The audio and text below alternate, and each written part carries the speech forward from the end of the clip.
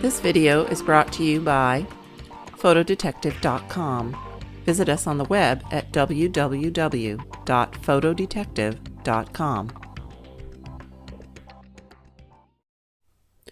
Photo challenges come in all sizes, from small snapshots to large group portraits suitable for framing, like this gathering.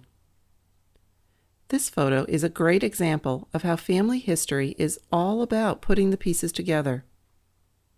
Elaine Clark's grandparents had this picture in their house, and she didn't know why. When you look at this picture, questions immediately come to mind. Who are these men? Why are they wearing medals? And where was it taken? Let's look at the details and sort out the clues. First, their medals signify that these men were members of the Grand Army of the Republic, an organization founded in 1866 for Union veterans of the Civil War. In 1890, over 400,000 men were members. Next, let's look at the location. The printed caption states that the photographer Luke Dillon took this picture at Mount Vernon. Dillon was their official photographer from 1880 to 1890. So why would a group of Civil War veterans pose at Mount Vernon? During the war, Mount Vernon was neutral ground under the jurisdiction of the Mount Vernon Ladies Association. Soldiers from both sides could visit the site, as long as they left their guns at the gate. After the war, Mount Vernon was a popular tourist site for folks taking a tour of the Civil War battlefields. So who's in the picture? One of Clark's relatives fought in the Civil War. Jesse Tyler Sturm told tales of his narrow escape at the Battle of Fisher's Hill in Virginia on September 22, 1864.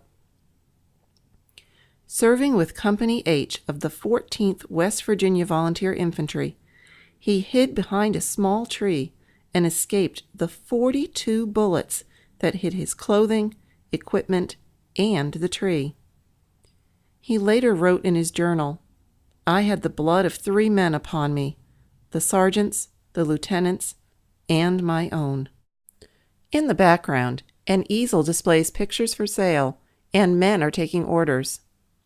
Dillon advertised on the back of this picture that members of the group could order duplicates if they supplied the date and the group number, both of which are penciled on the back, September 21st-7. But in what year was this picture taken? The clothing worn by the men and women suggests the picture dates from the late 1880s to early 1890s, and a letter from Sturm to his father-in-law confirms it. In the late summer of 1890, Sturm and his wife visited the battlefields of the Shenandoah Valley in Virginia.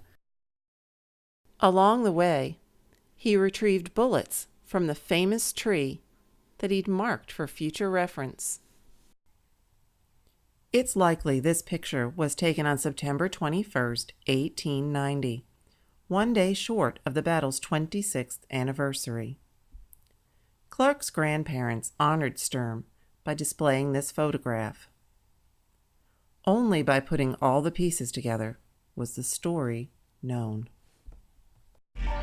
If you want to read more of Sturm's journal, it's published and available from the West Virginia Division of Culture and History. You can check my blog at www.photodetective.com for a link.